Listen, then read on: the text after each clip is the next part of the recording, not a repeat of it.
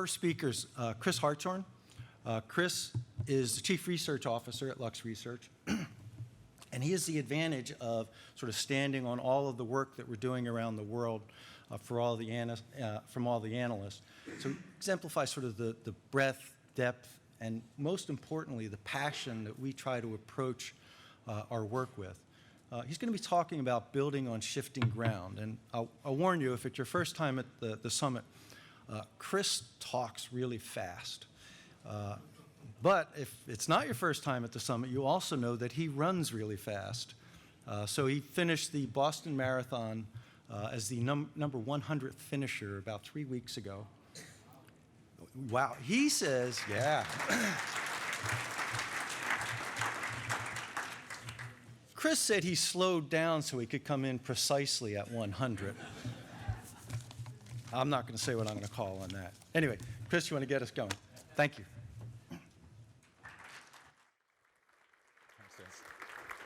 Thanks. One last time, huh? Thank you, Dennis. I swear, I was like a nightclub bouncer, so I was 100th and it was kind of one in and one out at the velvet rope. One passes, I have to pass someone else in order to stay that 100th place. It kept me entertained for 26 miles. It was great. Anyway, thanks for the introduction, Dennis. Welcome everyone to the Lux Executive Summit. This is the 7th time that I've given the opening keynote, and every single one of them has been a blast. Every single one of them has an aftermath, which I greatly enjoy. I'm going to talk today about building on shifting ground. It's a little bit different from, I normally try and tie it to the theme of the conference or the title of the conference. I thought I'd talk about building on shifting ground today for a reason, because the ground is shifting. And it's also something I know something about. I grew up on shifting ground. This is the Ring of Fire, and it's a pretty active Ring of Fire these days. If anyone's seen what's, the multiple events in Japan, Ecuador's had some earthquakes, but New Zealand had a pretty solid earthquake back, my hometown had a solid earthquake back in 2010 as well. I grew up on shifting ground. When a little earthquake hits in the Boston area, I actually get nostalgic. I get warm and fuzzy. It makes me feel really good about my existence, and I just turn over and go back to sleep again. It's the most fantastic feeling in the world. But I'm used to this. I'm used to shifting ground. It's something I became pretty comfortable with, all the way down the bottom here of this Ring of Fire. So what I've just done is I've satisfied one of the core tenets of an opening keynote at the Lux Executive Summit. A New Zealand reference. It is tradition, for those of you who are here for the first time, it is tradition that there will be a New Zealand reference in every single keynote that I give, without fail. So I've now satisfied my obligations in that regard. You can relax.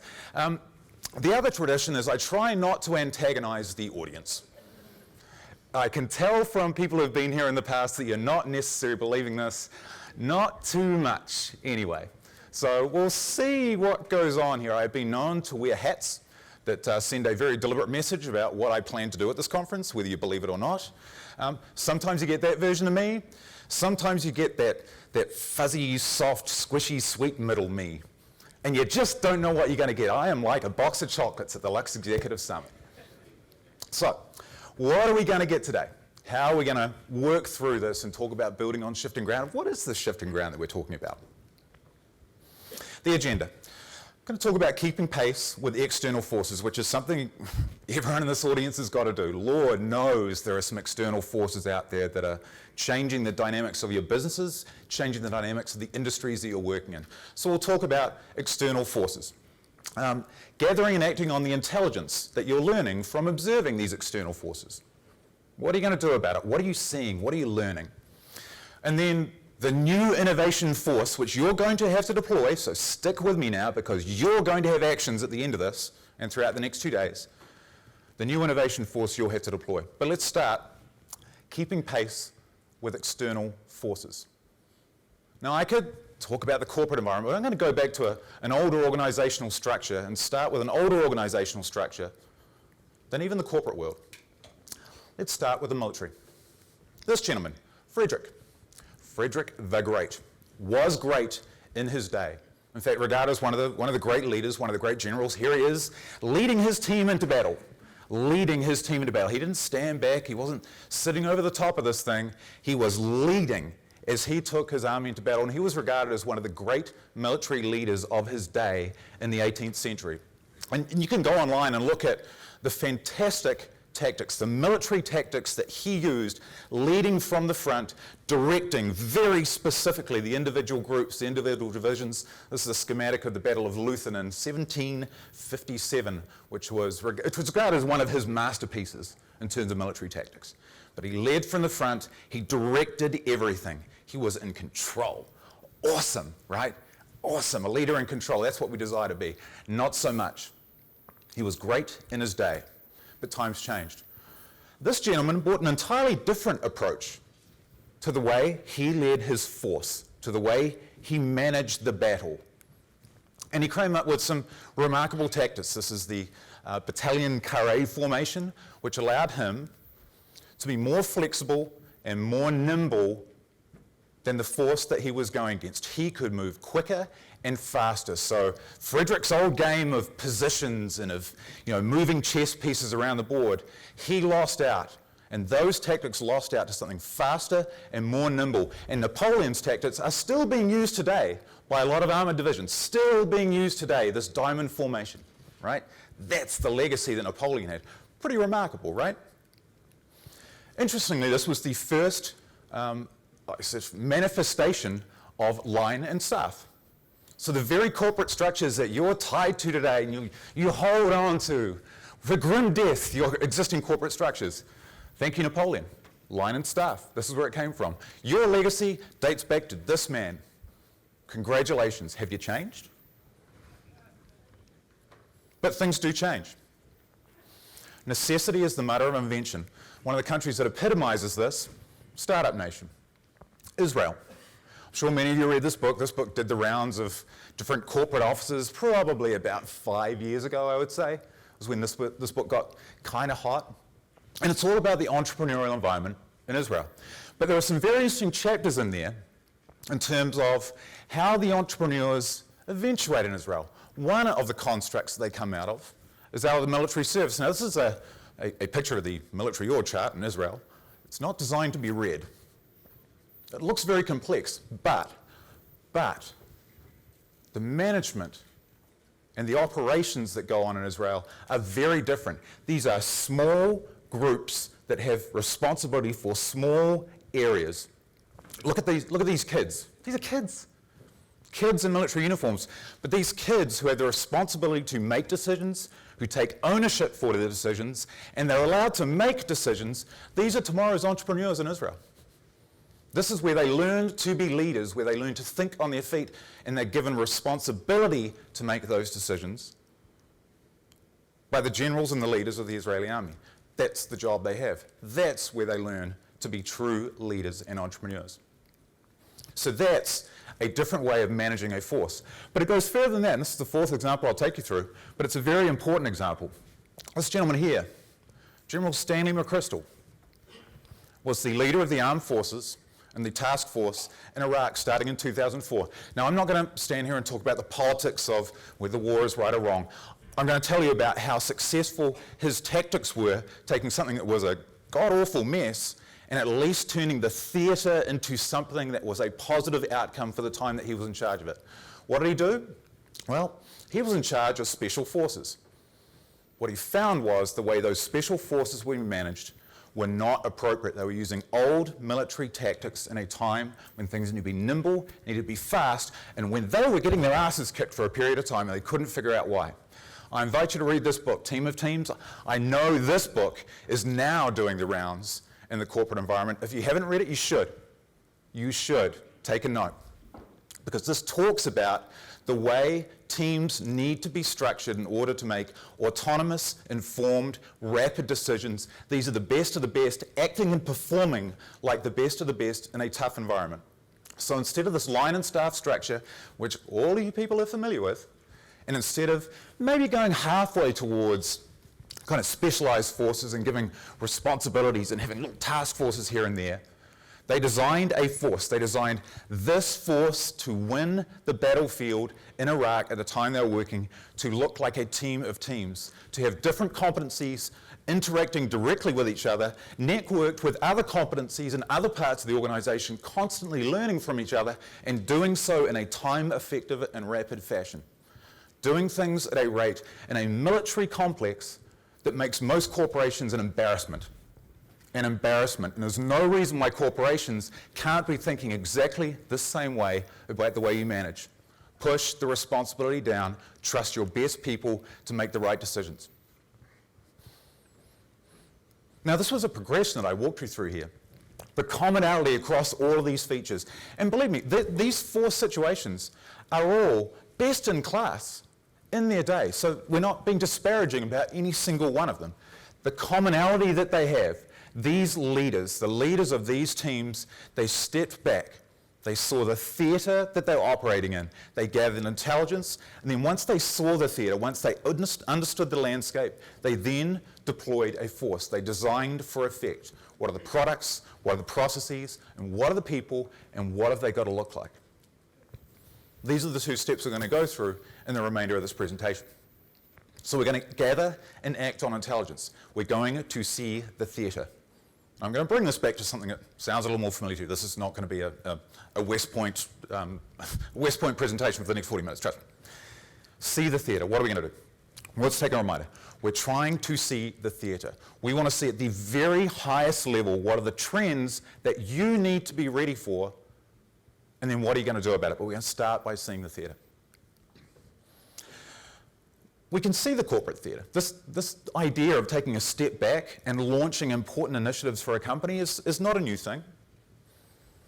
Some of the most noteworthy initiatives of the last decade and a half have come from the leaders of these organizations making observations from the bottom up and acting upon them, launching initiatives as a result of what was being observed from the field.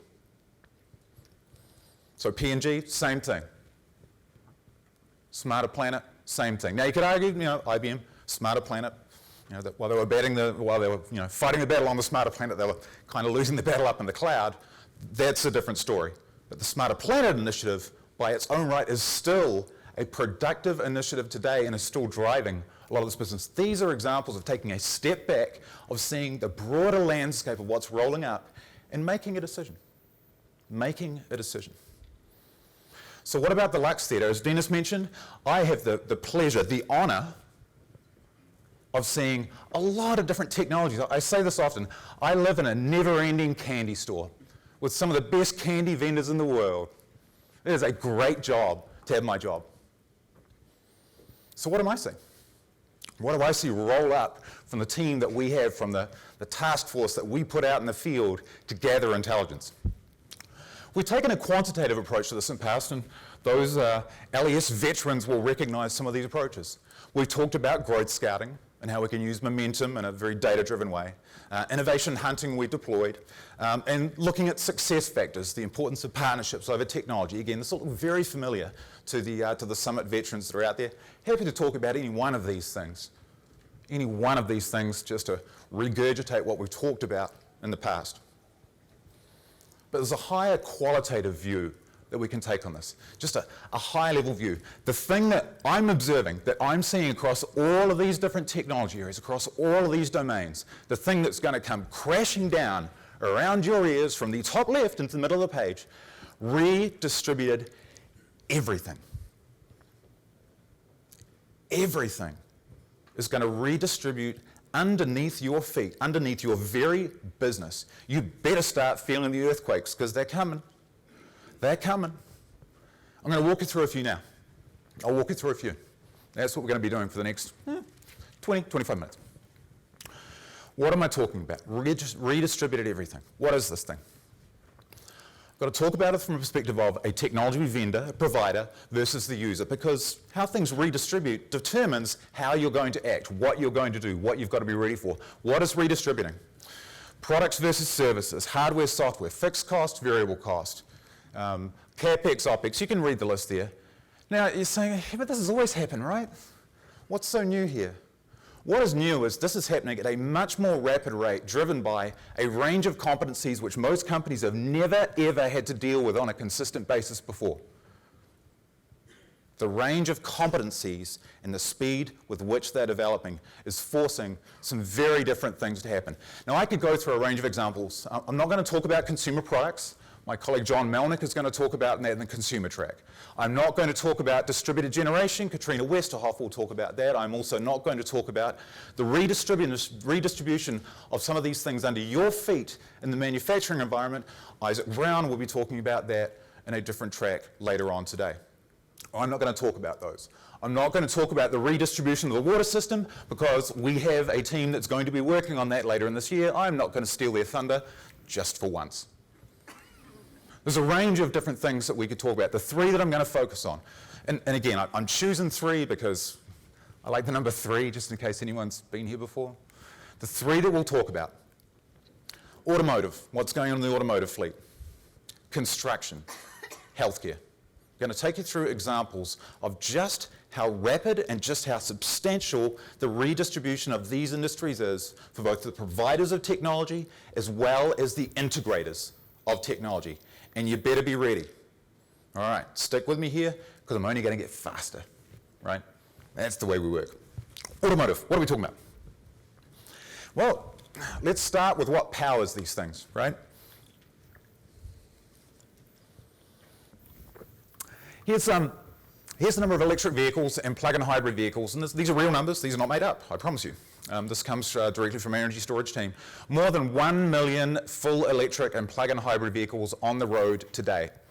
Look at the shape of these curves. Isn't that nice? For all you marketing people out there, I got hockey sticks that are real, like genuine ones, not ones that you guys made up just to get more money into your programs. These are real hockey sticks going on here. It's only going to continue to grow. Why is it going to continue to grow? Because all the indicators are there that we've only just started to disrupt the powertrain in these vehicles. Why? Well, let's just look at the most recent, most high-profile release of a vehicle, the Tesla Model 3. This blue box up the top left of this diagram here is what we're calling the sweet spot, the tipping point of where we believe that electric vehicles will really start to take off, not just this tepid curve, upward curve that you saw before. Once we get below $35,000 for the vehicle, and once we get more than 200 miles of driving range in these vehicles, we're looking at game changers. The Tesla Model 3 is getting awfully close to this. Awfully close to what will be a tipping point that is only going to accelerate if you're not ready. If you're not ready. And we can see this in some of the order rates. In the first week that after the Model 3 was released, more than 300,000 advanced orders for this vehicle versus just over 1 million total electric vehicles on the road today. Now, not all of these are going to be real. Only a portion of them will be. But that's remarkable. That is, again, unprecedented how fast this can happen. As we move up and to the left, into that blue box I described before, it's only going to get faster. And how do we know we're going to move up and to the left? Well, just got to look at what's going to happen to the battery pack prices over the coming years. We're just about there already, and with these battery pack prices, which you can see by different OEM vendors that are out there, we're only going to drift further and further into that blue box, and that is a game changer. You better be ready for that. So if this is your curve today, I'm going to take this, right? I'm going to apply it into a timeline. This is basically that same timeline.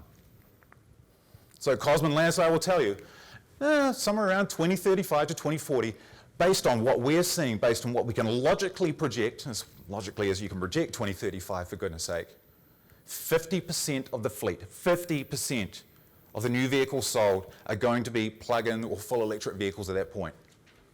I don't know if anyone's in the oil and gas space, you've got bigger things to worry about right now. I'm going to say in about 20 years, you've got more to worry about. But you better be ready. How many vehicle cycles is this? How many genuine vehicle cycles? About 3 to 4 design cycles for a vehicle. And if you're not ready for that, you're toast. Toast. And this is happening under your very feet right now unless you get ready. But it's not just the powertrain that's driving this. Other aspects of the vehicle are changing as well. Other aspects of the vehicle have been changing for a very long period of time. This is the total cost stack that belongs to electronics and software in vehicles. It was 1%. 1% of the total cost of a vehicle was electronics and software in 1950. We're now at 30%. It's going to go to 50% by 2030. 50%. If I'm If I sell materials, if I'm doing anything that's not electronics and IT, this is the very market, my very revenue disappearing before my eyes. What are you going to do about it? What's driving some of this? Well, autonomy is part of it. This is the progression in the amount of sensor technology and the amount of sort of underlying capability as you get to more and more autonomy in these vehicles, going from the left where you've got absolutely zero features, which basically doesn't exist in any car today. You know, everything is already moving down this line, to full autonomy on the right-hand side. Just look at the number of sensors in here, think about all the information that's going to have to be managed, think about what that vehicle is going to look like, and ask yourself, how's that vehicle going to look for any of the vendors into this space? Who's going to be making money here? And are you ready to make that money? And again, this is going to happen relatively fast. So on the top, we've got basic autonomous capabilities. This is global, right? This is the percentage of new cars sold that will have a progression of different levels of autonomy over time. So initially, you get into this, light, partial, or basic autonomous these basic autonomous capabilities. By the time we're at what, 2023, the rest of the world, every single geography has already migrated into the next level of autonomy. So that's already been and gone. By the time we get out to 2030, we're looking at some meaningful autonomous features. Partial autonomous capabilities are just starting to ramp up, and that's only going to drive more and more advanced capability in terms of safety and in terms of business models into this vehicle. You're going to hear someone talk about Uber later on today, and Uber's a great company. This could disrupt Uber. You go to full autonomy in a vehicle, Uber looks like a 1950 GM, unless they change. So don't think about Uber as the be and end all. This is disruptive to them unless they do something about it. But it's disruptive in other ways as well. We've talked about this before. I know we've talked about this before in terms of what safety that comes from intelligence will do to the safety that comes from materials. Let's look at the 2015 Mercedes S-Class. Adaptive cruise control, self-steering, emergency braking at 70 kilometers an hour.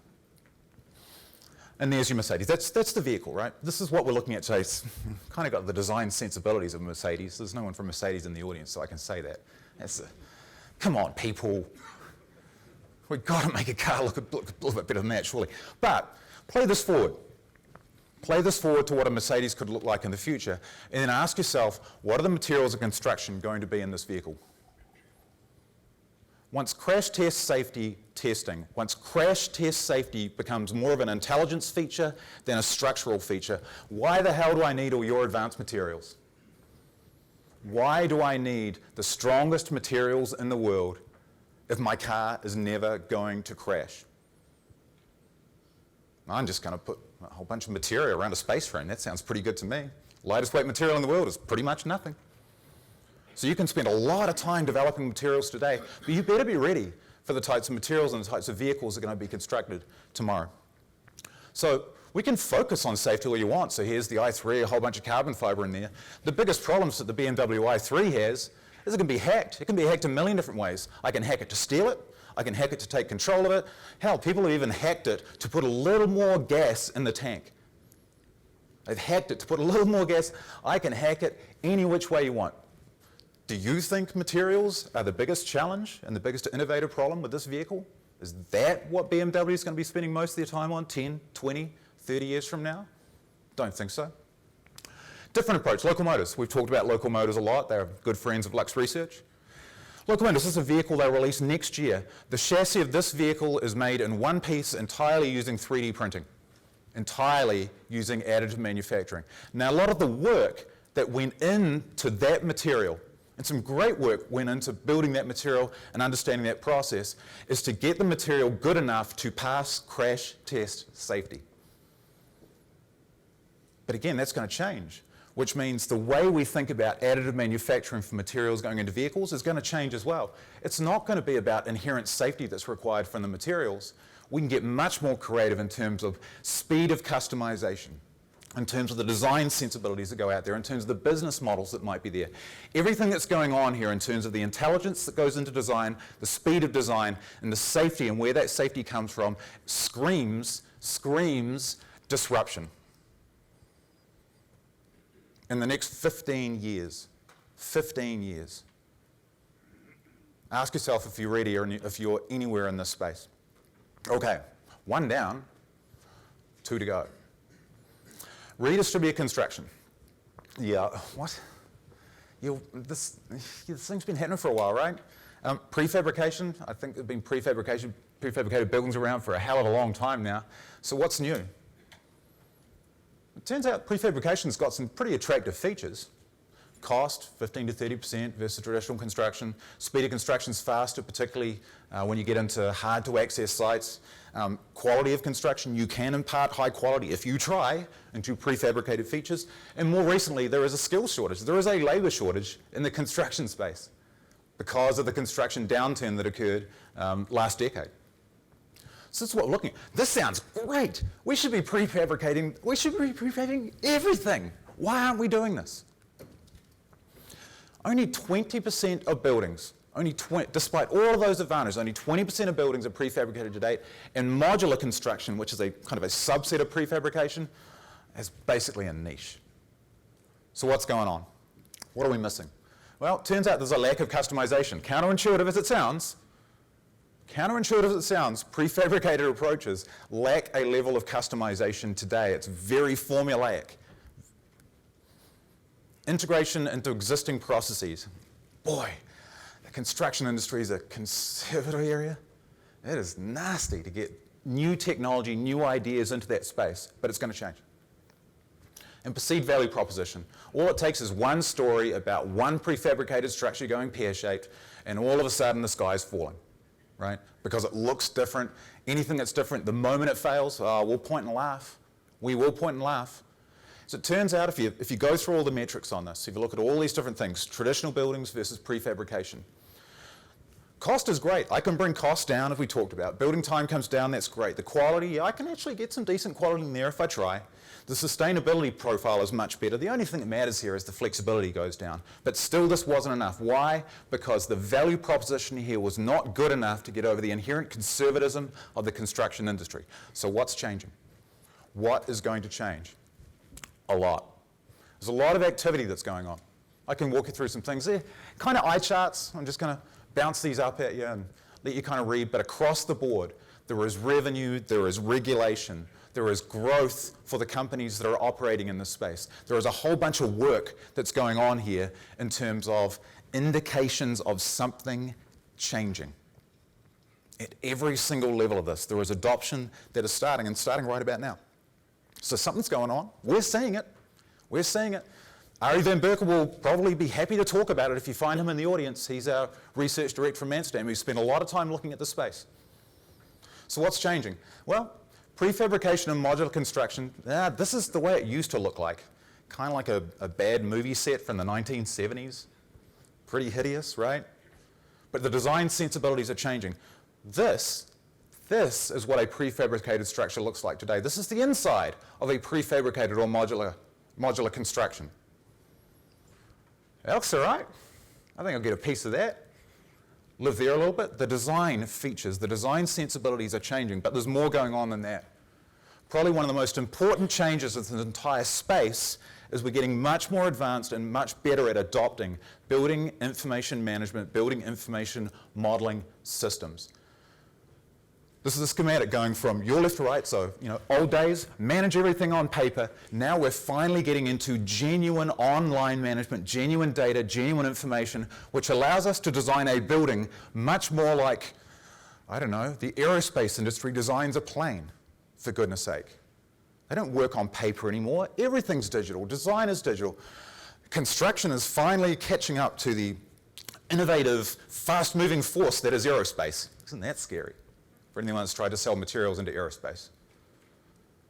It's finally catching up. And this is one of the drivers for it. So disruption is on the way. How's disruption on the way?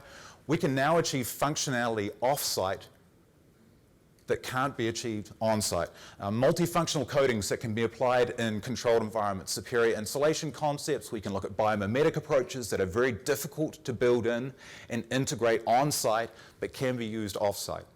Integrated light and solar. One example, multifunctional coatings. This is a graphic that Anthony Schiavo would be happy to talk to you about, but we're seeing partnerships form up in this space now. Sustainable Holdings, which is in the prefabricated construction business, has just started a partnership with Puretti, which is a specialty coatings manufacturer, to look at advanced coatings that can be applied in controlled, prefabricated environments, and then take those to market. What else have we got? Mass customization, robotics, 3D printing, and design and construction integrated into software. This is important, particularly, and again, I'm harping on the chemicals and materials sector, because about half of this audience is from the chemicals and materials sector. Half of you, right? So I am standing on my soapbox and screaming, for goodness sake, to do something, to help you out, trying to be your friend. These are things that you have to be ready for. You have to be developing materials for. How do you get involved? What components, what materials can integrate into robotic systems, into 3D printed systems? How can you get your materials and your ideas preferentially spec'd into the building information management systems that are out there? Can you pull it off? Well, how do you minimally make sure you're not spec'd out, for goodness sake? How do you use this intelligence to get better at what you're doing? So we're seeing these concrete structures being printed, being 3D printed by rather large 3D printers, and we're seeing it come from pretty remarkable places. Winsun is a Chinese company. They're constructing multi-story buildings using additive manufacturing, using 3D printing. They're doing it today. This is not pilot stuff. They're doing it as an operating business. Branch Technology, they're printing glass-filled and carbon-filled ABS. This is a Tennessee headquartered company to make interior designs using these filled materials in incredible ways. It's happening today. Last but not least, easy deconstruction of these basic materials, or back into the basic materials so you can reuse them. There's a sustainability profile we can build here. Easy recycling, elimination of material costs, and new business ownership models. One great example of this is a company out of China, the China International Marine Container Company. It's a logistics company. They ship stuff around the world. They have a modular building systems business unit that are doing business all around the world. One such example, they are providing modular-based systems for the hotel, for the Hilton Hotel that's being constructed in Bristol in the United Kingdom. Now, Hilton is just the brand. These guys are not only providing the systems, shipping the systems, they own the hotel. They own the asset, and they will own the deconstruction of the asset and the updating of the asset once it's all said and done. Hilton is just a brand. These guys are doing something a little bit different. So prefabrication 2.0 versus 1.0. You know it's good when we call something 2.0. Now we're getting really innovative because, hell, I just said it's 2.0, so it's got to be good, right? But this is real. And it's changing for all the reasons that I just talked about. So cost will come down again. The building time will stay about the same, no hit there. The quality will go up. The flexibility goes up even more. The sustainability profile goes up because of some of the reclamation and some of the efficiencies that come out of the system. We're going into a 2.0 world from a 1.0 world that struggled, that asymptoted out at about 20%. This is the change we're seeing in the construction sector. And it's everything that matters. It's information as well as matter that plays into this. Okay, we'll keep going. Last one, I promise. You're going to have to stick with me here. I'm going to be throwing all sorts of laser show at you on this one, on the screen. I'm not even started yet. All right, healthcare. What are we looking at? We're looking at a whole bunch of money across a whole bunch of different conditions. Asthma, 235 million people suffer from asthma. Most common disease among children, chronic disease. Leading global cause of death, cardiovascular disease, costs the EU, what's the number? 196 billion euros on an annual basis. Depression, 350 million people. Okay, let's keep going. All right, roll through it. 9% of adults, 18% and over, diabetes. Let's take a look at 12 of the most sort of prevalent conditions, some of the most serious conditions that we can talk about from a healthcare space, and ask ourselves, well, how's this being served today? How are we solving this problem? Well, we're not solving it very well because we're still stuck in Frederick the Great times. We're serving this out of the monolithic center of excellence that is the hospital. So across these 12 conditions, it's served out of 9 different departments inside a hospital. What this means is, if I go across this thing, readmission rates are incredibly high. There are 71 cents of every dollar of US healthcare gets spent on people with multiple conditions because they've got to do a magical mystery tour of the hospital in order to get treated.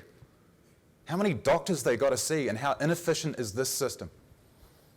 It's going to break economies. It's going to break economies if we don't solve this. And it's a technology problem. Don't give me this whining about regulation, about how you can't cause change. This is a technology problem that we can solve. So let's take these 12 conditions and think about this in terms of 6 buckets in the digital health and wellness space.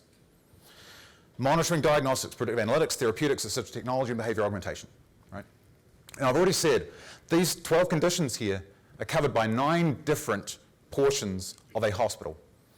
Now, we've built, and this is not my work again, I just steal with pride from the people I'm blessed to work with, right? So don't think I'm the smartest person on the planet, far from it. Behavior augmentation. We can build connections between this.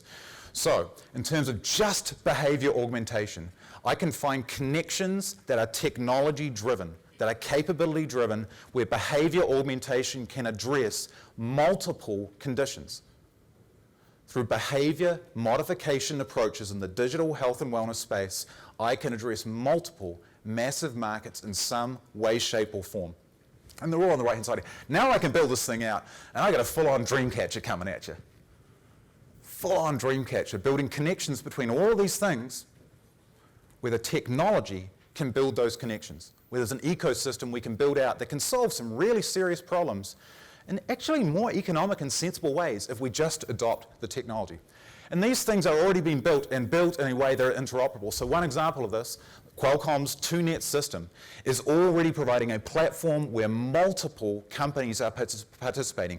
82 different startup companies in the digital health and wellness space are already on Qualcomm's 2Net platform, which provides exactly that type of integration, exactly that type of interoperability, which allows for this type of system to be a potential future competitor to the giants like, oh hell, I don't know, a Medtronic.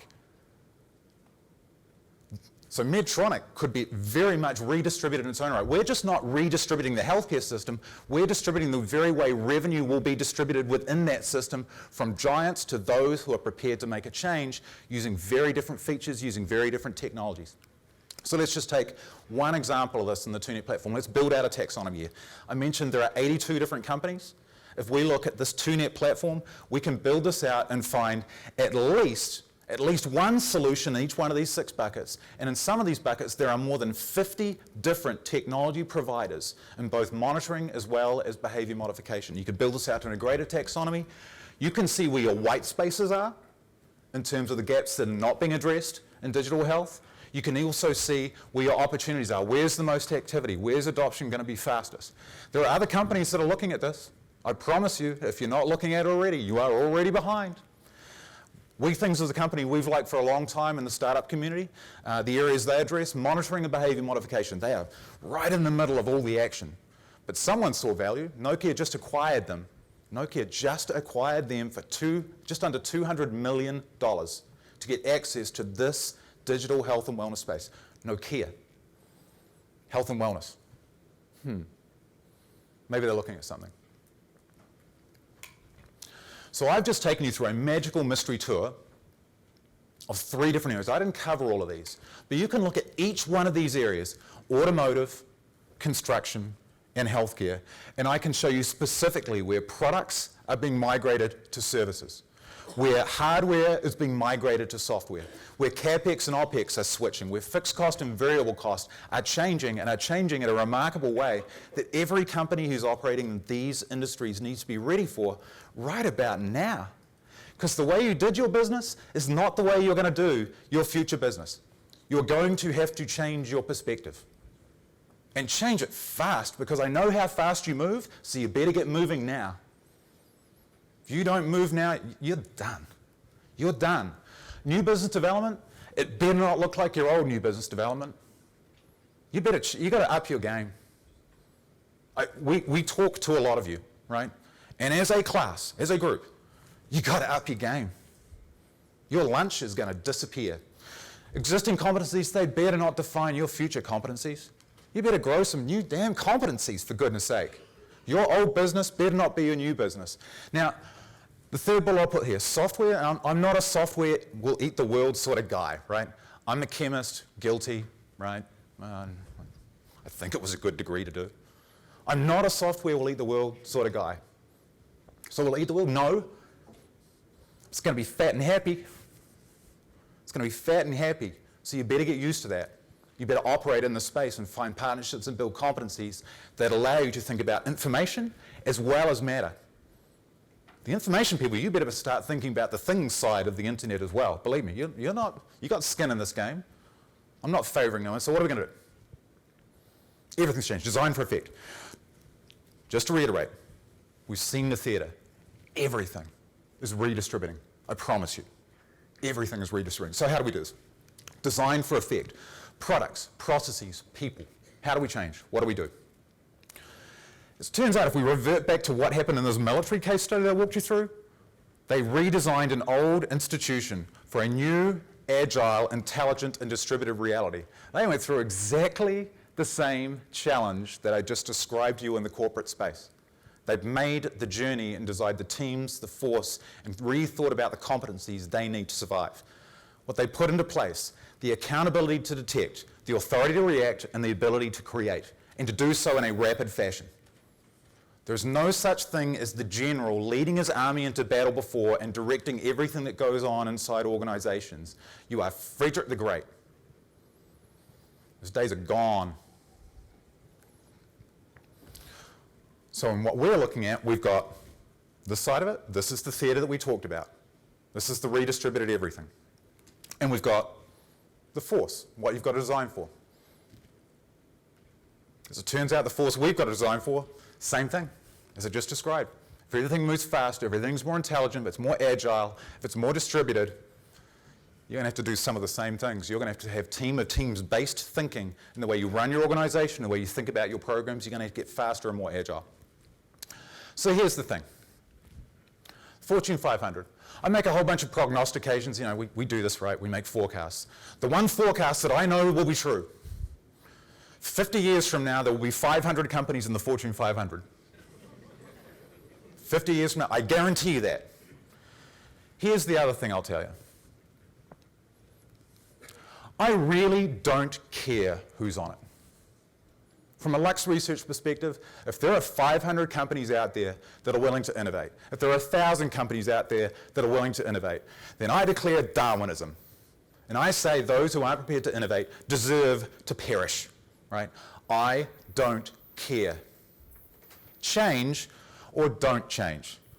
I don't care. I give up, right? You with me or you're not? So, you know, I can put my hat on if you want. Still have your hat, right? As it turns out, though, I put my socks on with purpose this morning. I was motivated when I got dressed. I was fired up from the time I woke up, right? I'm calling my shot now. No, I'm not here to... You choose whether I'm your friend or not up here. Choose to listen or not. I don't care.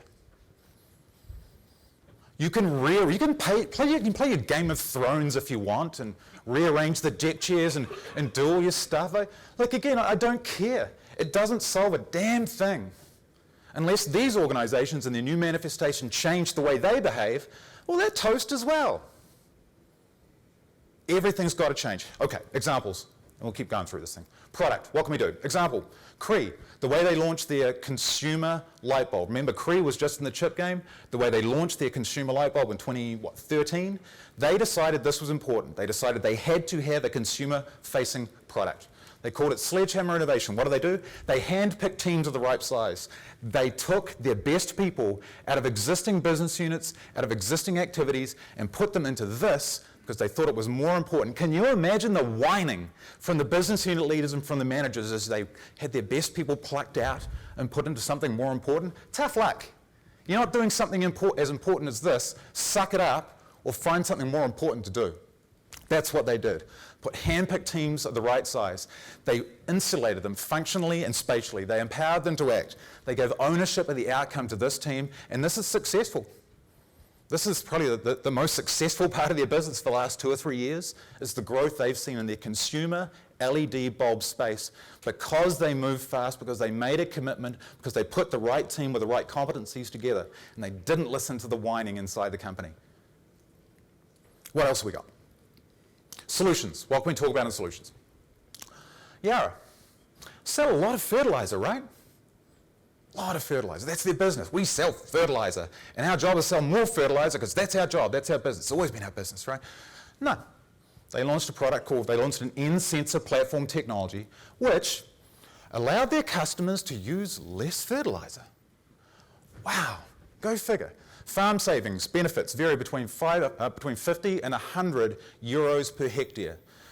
The interesting thing is they sold less fertilizer, they got more margin, they served more acreage. Oh my goodness, the number of times I've had this conversation. No, our company, we sell products, and our job is to sell more products. And if anything that doesn't help us sell more product, forget about it. It's dead on arrival. Garbage. Garbage. Hewlett Packard Enterprise. I don't think Doug Warner's going to talk about this example when he's giving his presentation. But Hewlett Packard Enterprises, they launched a remote monitoring and maintenance technology. Basically allowed them to repair their equipment using basically wearable technology where they could observe what was going on out in the field with their equipment using virtual remote technology. They did this originally to service their own equipment, to basically take labor cost out of servicing their own equipment and to take cost out of the overall system. The interesting part of this, they launched this in 2014. They broadened it to other industries in 2015. They now have a service-based offering that has nothing to do with the original equipment it was designed to serve. It's an entirely new service model that HPE are launching. And they've got 40 pilot trials that are out there. These are very different business models, so I don't want to hear any crap about that's not our business model. I don't want to hear any crap about, no, we just sell product and anything that doesn't help us sell more product we're not interested in. No, you're Frederick the Great. That's all you are, if you give those answers. Last one, competencies. And then we'll have a page of conclusions. Here are some titles that we're seeing in different companies around the space. These are competencies that every company better learn and better grow. These are some pretty chewy sort of titles, right?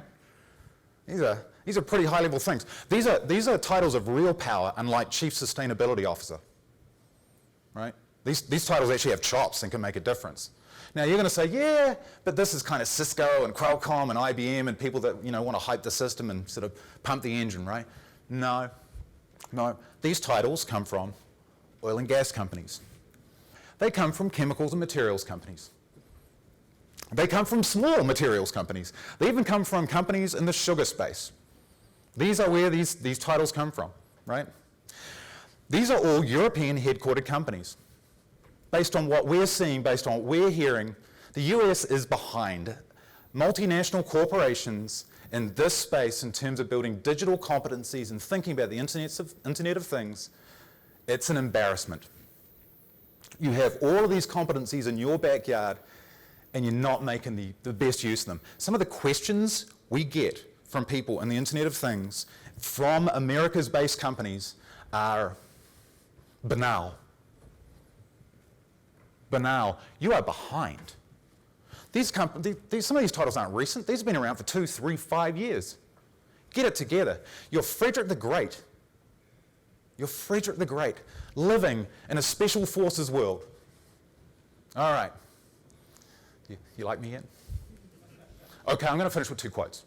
2 really important quotes. Frederick the Great. The greatest and noblest pleasure which men can have in the world is to discover new truths. The next is to shake off old prejudices. Shake off old prejudices. I like Frederick. He's a pretty smart guy. Second quote I'm going to give you. Napoleon. One must change one's tactics every 10 years if one wishes to maintain one's superiority. Napoleon in 1806. 1812 wasn't a great year for him. 1815 wasn't terribly tremendous either. But these are wise words. I challenge you for the rest of these next 2 days, and as you go forward from these 2 days, for goodness sake, I implore you, shake off your prejudices. Find new competencies, change your tactics. Do not be Frederick the Great. Be something new, find something new, talk to someone new. Have a great event, and I thank you for your time.